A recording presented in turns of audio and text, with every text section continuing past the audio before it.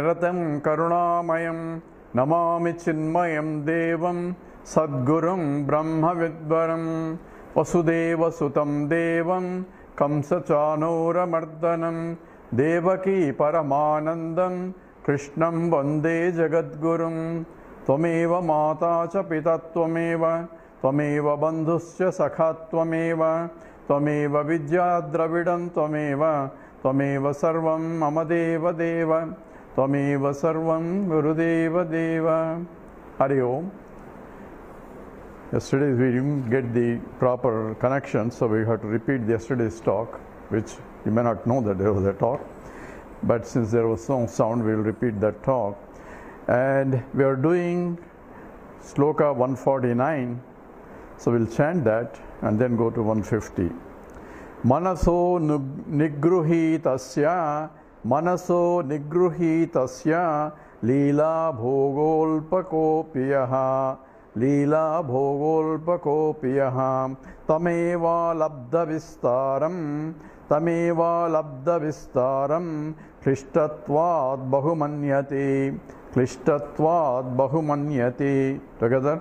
Manaso nigruhitasya Leela bhogolpakopiyaha Tameva labdha vistaram Klishtatvad bahumanyate. So the one who has nigruti hasya, the one who has controlled his mind and completely, Leela bhoga alabdaha vistaram. So yaha Leela bhoga, the one experience of the enjoyment, so does not expand more than what it is. So there is no more longing for wanting more or desiring more than what comes as a result of prarabdha. The one who understood, essentially one who has controlled the mind, so whatever that comes he enjoys. So that's what we said, yuktahara viharam. So whatever that comes as a necessary and in the process of whatever the living that comes, he doesn't try to avoid unnecessarily nor go after things, and whatever due to comes that because of the prarabdha or the minimum desires, because there is a dharma, artha, kama, moksha, and he has to live through transactional world, and there you have the fulfillment, ups and downs are always there, and therefore whatever that comes, matras parsheshtu kaunteya sitoshna sukha dukkadaha. So as long as the sense organs are there, they cannot but contact the world, and therefore matra parsheshtu, matra is the senses, by contact with the senses, kaunteya says sita ushnam sukham dukkam. So even a jnani also undergoes, the body goes, if it is too cold, he will say it's too cold, I want a little bit of blanket or warm weather or so on. And if it is too hot, he would like to go and have perhaps a cooler place where the body can be comfortable. So sitam, ushnam, sukham, dukkam, manam, apamanam, all those things are part of the transactions world, and he will also have the same. Okay, but as Krishna says, dukkeshu anudvignamanaha sukeshu vigatasproha vitaraga bhayakrodaha sitadhir muniruchyate in the Sita Prajna. So dukkeshu anudvignam, he doesn't get upset too much because of the dukkham that is coming, or he doesn't get sukeshu vigatasproha, he doesn't get excited if something comes. He also enjoys like anybody else, but at the same time there is no longing point to repeat that experience. That's called vasanas. So that's what manaso nigraham. So manaso nigrihitasya leela bhogo alpakopiyaha. So he is happy with whatever little that he gets. Tameva krishtatvam, being as bahumanyate.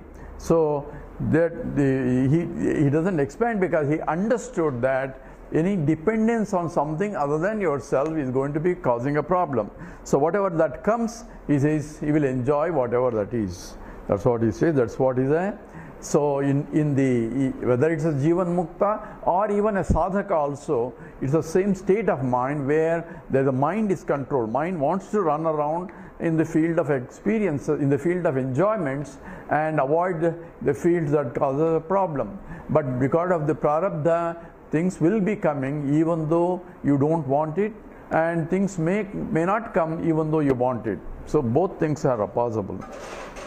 So now we go to 150 sloka. Baddha mukto mahapalo grama matrena tishyati. Baddha mukto mahapalo grama matrena tishyati. Parair nabaddho nakranto narashtram bahu manyate. Parair nabaddho nakranto narashtram bahu manyate. Together. Baddha mukto mahapalo grama matrena tishyati. Parair nabaddho nakranto narashtram bahu manyate. So here Vidyaranya giving another example, difference between a jnani and ajnani.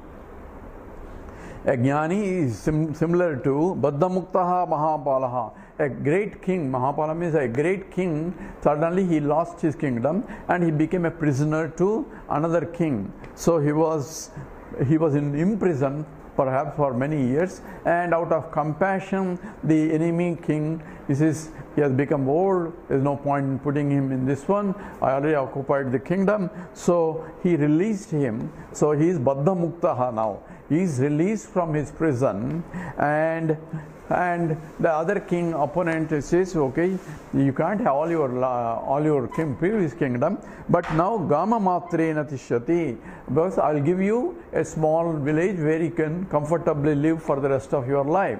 So this, the great king who had once a great kingdom, now lost completely, but now he was in the prison, but now liberated, and therefore that king, even if he gets little bit, he is happy because he is tushyati. He is happy because at least he got something instead of prison. He is having a comfortable life where he can live rest of his life without any having problems. So he is essentially grama matrena. In fact, this is how in Mahabharata Krishna went to the messenger to stop the war. So he asked what makes them not to fight. Says even if you give five villages for the 5 Pandavas, they will be happy and they will be contented. I promise that they will not fight anymore. This is Krishna's assurance that but Duryodhana was not ready to give even five villages. I am not going to give even 5 the land that even a needle can stand. So if they are Kshatriyas, they have to fight for it. So he was asking for a fight and he got it, of course. But therefore, the Krishna's assurance is they are ready to accept because they are wise people. Because Krishna knows very clearly that Pandavas will not fight when he says, and therefore he gives a assurance on behalf of Pandavas. And of course, Duryodhana rejects the peace proposal. But here, in contrast to this wise person, Parairna baddho nakranto narashtram bahumanyate. Another king who is not even, he already have a big kingdom, and he does not being challenged by anybody. There is no war, and everybody is peaceful. But still, he is restless because he wants to expand. He wants to have some more, conquer some other country so that he can have more. That means he is not contented with what he has. That's what is the state of a regular individual who wants more and more and more, and he is not contented with what he has. And that's what is essentially Parairana baddho nakranto. So even though nobody is trying to fight with him and no other king is in war with him, Narashtram, nobody is trying to grab his kingdom, he still wants to go and grab other people's kingdom because of his greediness. That's what is called a regular human being who wants more and more and more, not happy with what he has. In contrast, a Mahatma, whatever comes, he is contented with it. That's why Krishna says, in fact, Dukkeshu anudvignamanaha, Sukeshu vigatasproha, Vidaraga bhaya krodha. He doesn't have ragam and krodham and Vidaraga bhayam, krodha, all anger, because he is not getting what he wants, because whatever he gets as a result of prarabdha, he is contented with it. So that's what Vidyaranya gives the state of mind difference between a Jivan Mukta versus a regular individual. We'll go to 151 sloka now. Viveke jagrati sati viveke jagrati sati dosha darshana lakshane dosha darshana lakshane kratamarabdha karmapi bhogecham jana ishyati. Together, viveke jagrati sati dosha darshana lakshane kratamarabdha karmapi bhogecham jana ishyati. Now a question is being raised.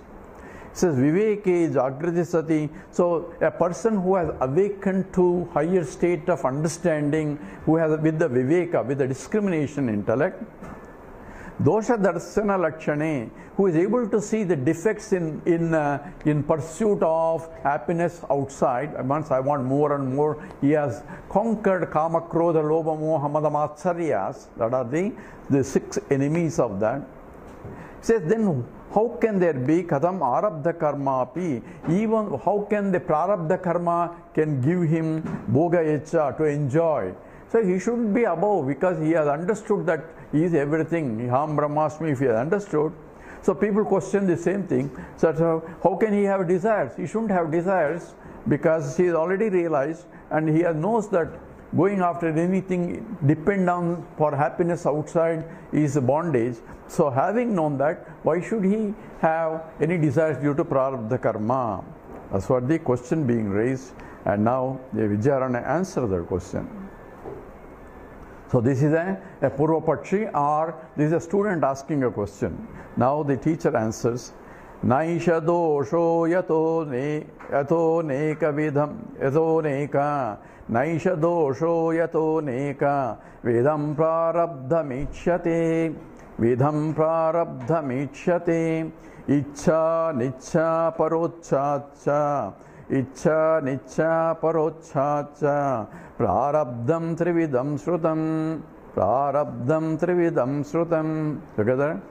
Naisha dosho yato neka vidham prarabdhamichyate Ichcha nichcha parechacha Prarabdham trividam srutam. So it says, now Vidyaranya says there are 3 types of prarabdha karma. So your question is, how can prarabdha karma can give a rise to desire for even a Jivan Mukta? So that's why, because we see a lot of Mahatmas, and although we think they are realized, we say he wants this, how come he also wants something and all that, and he is getting upset if he doesn't have it, and so on and so forth, we ask. So here is the answer here. So Naisha dosho, so na esha na dosha, there is no problem in this, having a Jivan Mukta having a desires. Yataha prarabdha, because of the prarabdha karma. So aneka vidham, there are different types of prarabdha karma, he says, and aneka vidham ichyate, there are different types. The scripture describes the different types of prarabdha karma. One is, he puts into 3 categories: Ichcha, Anichcha, Para Ichcha. So Ichcha, the self-prompted, I want it, that kind of desire. Anichcha, even though I don't want it and it's coming in. Anichcha, without asking for it or without avoiding for it, things come because of prarabdha. That's the second type. And Para Ichcha, where he doesn't have it, and it's not coming because of his actions, but because of the people around him wanted something, then he has to do something which he doesn't have to do it, but because of the people depend on him for happiness on them. So he may do something because of para ichcha. There's also his prarabdha karma. So there are 3 types of prarabdha karma. The desire by himself. Another one is whether he desires or not, it comes. And the third one is due to other people's desire around him. So prarabdha, trividam iti. These are 3 types, is what Shruti says. Trividam, Shrutam. Shrutam is, according to Shruti, there are 3 types of prarabdha. Now he is going to give into details of the 3 types. The one type is apachyase vinachora, apachyase vinachora, rajadara rata api, jananta eva swanartham, ichantyarabdha karmataha, Together, Apachya sevinachora Rajadara rata api Jananta eva swanartham Ichantyarabdha karmataha. So here Vidyaranya goes into a general discussion, and in this general discussion there are, even though one knows that it is not going to be right or it's going to cause a problem, people still have a desires because the habits are very difficult to get rid of. That is the essential statement. In the case of a Mahatma, it's a different little bit. In the case of the unwise people or the normal people, it's also different. So, but basic theme is the same, that if I have a very strong desire because of the previous life or life after life, in the previous lives because of the prarabdha karma, a strong desire has been there, even though I have realized or one has become a jnani, because of the pressure of this, one has to perform certain things. So ichcha, the desire for the vasanas are so strong that in spite of the jnanam, there one will go through. Just like, for example, a smoker has he knows that smoking is bad, and he doesn't want, his own children doesn't want to smoke, but he doesn't give up the smoking. So that is what, say, I don't want you to get this into habit, but he doesn't stop it. He knows that it is not good. Even doctor tells him not to smoke, but he gets tempted to smoke because of the habits are very difficult to get rid of. And here he gives a different examples here. Apachya sevina. So doctor told you not to eat this. Apachya means one should not eat because of his disease or whatever. Like, for example, if you have a diabetic, you should not eat sweets. Doctor told you don't eat any more sweets. So you control as much as you can, but some sweet comes that you like so much, then somebody say, a little bit is okay, don't worry about it, it's only you're eating small. You are ready to compromise, even though you know, number one, it's not good for your health, you should not be eating sweets, yet there is a temptation to eat the sweets, therefore you start enjoying it. So apachyam sevinaha, that's one example. Choraha is a thief who got habituated to depend on somebody else's property for his pleasures, even though he knows that the stealing is bad. How do you know that he knows stealing is bad? Because he doesn't want anybody to steal his property, even though that is stolen property, and he can't even go to court to complain that, hey, this fellow stole my stolen property.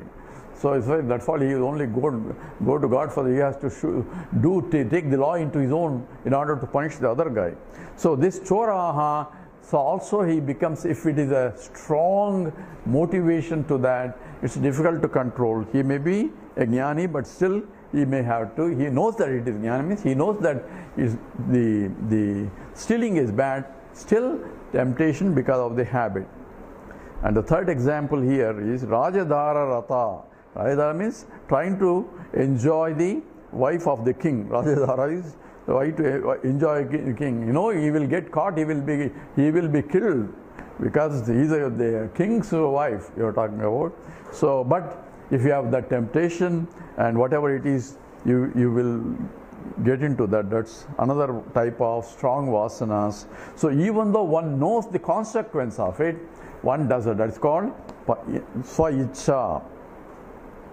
So jananta evas, even though one knows the consequence of it, swanartham is the swa-anartham. So it's detrimental to one's own self. If he get caught, he will be punished. Icchanti arabdha karmataha. One desires because of the prarabdha karma or because of the habits, one can say. So that's examples of where, the first example where the desire prompted, even though one knows it, still because of the habits, it's very difficult to control it. Therefore, one indulges in that. So we'll go to the next one. Next one is, even though whether you desire it or not, because of the prarabdha karma, you have to bear it. So whether it's a pleasurable thing or not pleasurable thing, you are forced to enjoy or you are forced to deal with it when these circumstances come. And that doesn't depend upon you, it depends upon your previous actions or prarabdha karma. You are put in a situation where you have to suffer or you have to enjoy, whatever the type of it is. So here, this one, the Vidyaranya says is that even Lord cannot escape this one. So that's what we'll do in 154. Nachatraitadvarayitum Ishvarenapi sakyate Yata Ishvara evaha Gitayam Arjunam prati together. Nachaitraitadvarayitum Ishvarena napi sakyate Yada Ishvara evaya Gitayam Arjunam prati. So Yada Ishvara evaya. So Natatra yeta Ishvara Varayitum Ishvarenapi sakyate. So even for the Lord cannot avoid this. Sakyate means he cannot even avoid his own actions in the past. And so this kind of things that come without your asking, without your desiring for it, you get certain things in the life, and even Ishvara cannot avoid that one. Yata Ishvara, so how do you know Ishvara cannot avoid it? Yata Ishvara eva Gitayam Arjunam prati. This is what Lord told himself to Arjuna. So Yata Ishvara eva ayam Gitayam Arjunam prati. So Ishvara api in this world etat prarabdha karma navaritam sakyate. Yataha Ishvara eva Gitayam Arjunam prati ahu. Therefore, to this he mentioned to Arjuna in the Gita. So where did he mention? He is going to tell us.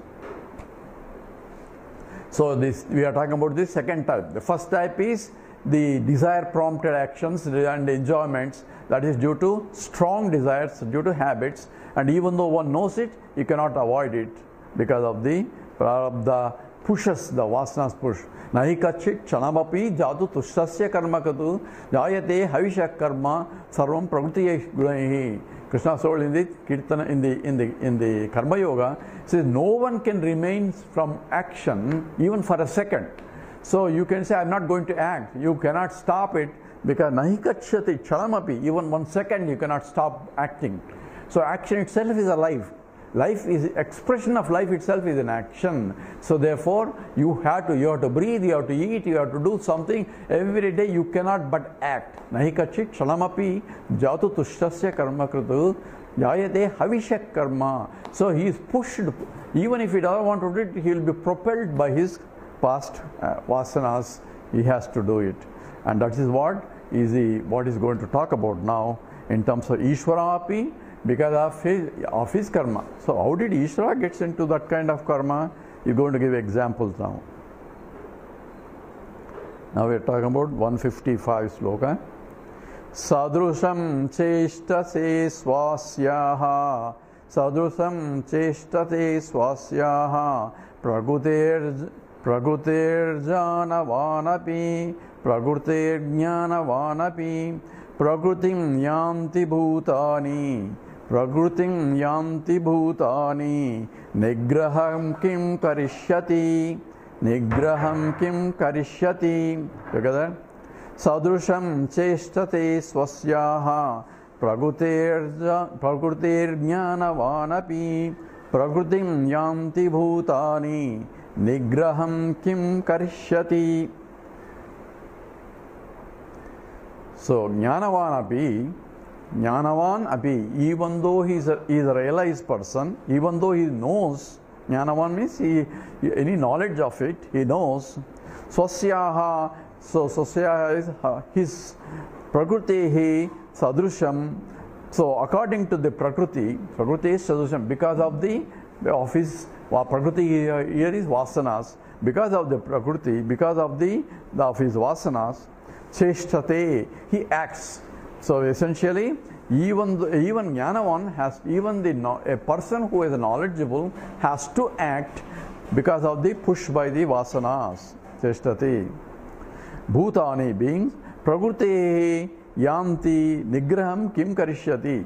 So Bhutani, all the beings are essentially Prakriti prarabdha yanti, is being pushed by the prarabdha karma, because of the previous vasanas that are strong. So even though one has realized in this life, but the vasanas that are coming from the prarabdha karma, which is a result of previous life or previous to previous, so on, so many lives of the effects of that is coming, and that is become so strong that jnanam cannot remove it, because it's already been fructified, and therefore he has to go through or face that consequence of that action in the past. So therefore, nigraham kim karishyati. So who can control the Prakriti? Who can control this? Essentially a rhetorical question. So who can control these powerful vasanas that are coming, so strong desires, even though one knows that it is wrong, even though one complete understanding, still consequence of what's going to happen if he gets caught, but still one does it. And this is why, because of the strong vasanas behind. So let's 156 now. Avasyam bhavi bhavanam, avasyam bhavi bhavanam, prakritikaro bhavedyadi, prakritikaro bhavedyadi, tada dukkhair nalipyeran, tatha dukkhair nalipyeran, nalarama yudhishtaraha, together. Avasyam bhavi bhavanam, prakritikaro bhavedyadi, tada dukkhair nalipyeran, nalarama yudhishtaraha. So here in this he is giving 3 examples here. This is a case happened in the past according to Puranas, where one could not avoid prarabdha karma even though they are jnanis or knowledgeable people or dharmic people.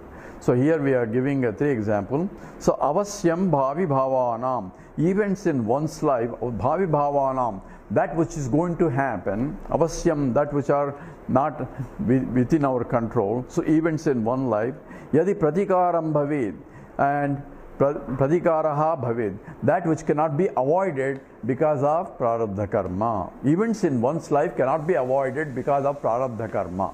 That's essentially. So tada, then in that case, if it can be avoided, so here it's a different, if they can be, yadi pratikaraha bhavid, if one can avoid the things that are going to happen, if I have complete control only, even Ishvara doesn't have it, he says. So if I can control, then if that would have been possible, tada, that means in that case, nala rama yudhishtaraha dukkaihi nalipyeran. So in the example of Nala Damayanti case, or a Rama and Sita case, Yudhishtharaha, the Pandavas, and Dukkaihi nalipyeran, they would not have suffered. So if you look at Nala Damayanti, so in the Nala case, Nala and Damayanti get separated. Nala was a great king, and he gets separated from his wife, and he becomes in fact a butcher, and he was ready to kill his own son, and knowing well that was his son. That was the Nala, because Vishwamitra comes in between to prove something.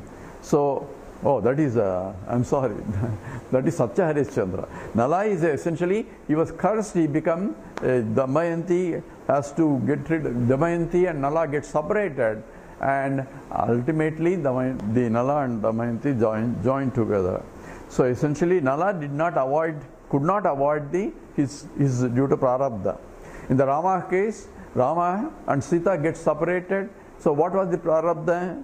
Prarabdha is, we don't call it a prarabdha, because Lord Vishnu got a curse that he will be separated from his wife, because he killed the saint's, one sage's wife. Why did he kill another sage's wife? Vishnu doesn't do it, because the sage's wife has given a shelter to Rakshasas.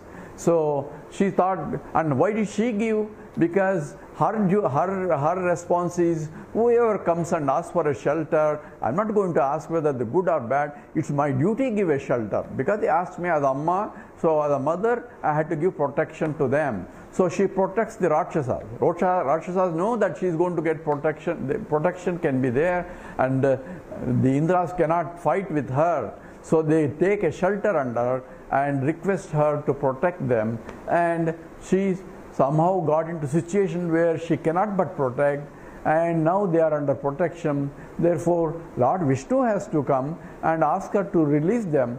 She says, no, I cannot release because that's against my commitment, because I committed to protect them. If you have to release, you have to kill me first.